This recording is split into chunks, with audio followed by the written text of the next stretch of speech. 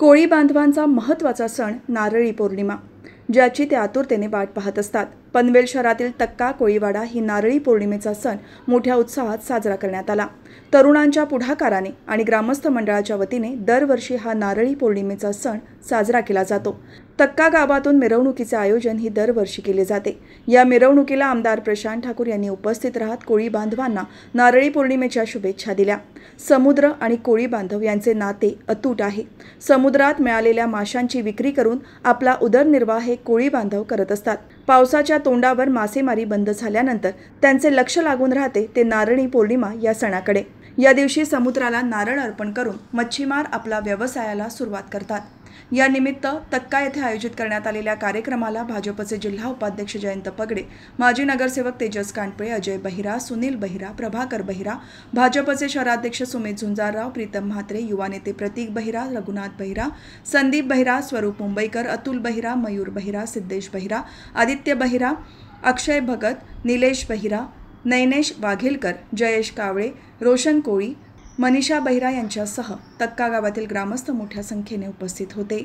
नारळी पौर्णिमेचा हा उत्सव आपल्या सगळ्यांनाच अगदी मनापासून आपल्याला साथ घालणार अशा पद्धतीचा आहे। कारण नारळी पौर्णिमा झाली, रक्षाबंधन झाली की पारंपरिकरित्या मच्छीमारीला सुरुवात होते आणि जो कोळी समाज आहे, मच्छीमार समाज आहे, की ज्याला ओढ लागलेली असते। ठीक आहे, श्रावण महिना चालू आहे, श्रावण महिना संपल्यानंतर मग गणपती झाले की आपलेही उपवासाचे दिवस जवळपास संपतात आणि लोकांचेही उपवासाचे दिवस संपतात।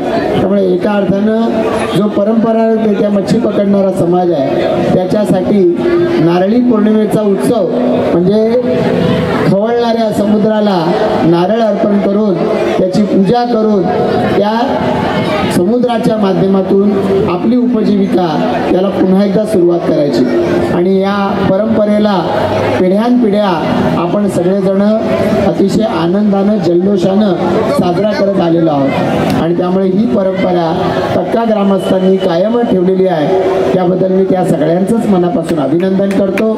जसे आता आमचं या ठिकाणी नाखवा आणि नाखवीट हे या ठिकाणी आनंदानं आपल्या समोर उपस्थित राहिलेले आहेत, तरी याच्या गळ्यात काय तर मी तर समोर बघितलं कोणाचा तरी गळ्यात आता हे बाई काय समोर आहे। तर त्यामुळे याच पद्धतीनं आपल्याला कोळी समाज जो आहे तो मनात एक आणि ओठात एक असं नाही, जे मनात आहे तेच ओठात असतं आणि त्यामुळे त्याला चांगल्या पद्धतीनं राहणं आणि आयुष्यात मजा करणं हे सातत्यानं आवडणारा असा कोळी समाज। या कोळी समाजाच्या भोळेपणाबद्दल अनेक वेगवेगळ्या पद्धतीची गाणी निघाली, पण ती मी सांगण्यापेक्षा इतर ऑर्केस्ट्राच्या माध्यमातून गायलेलीच जास्त चांगली।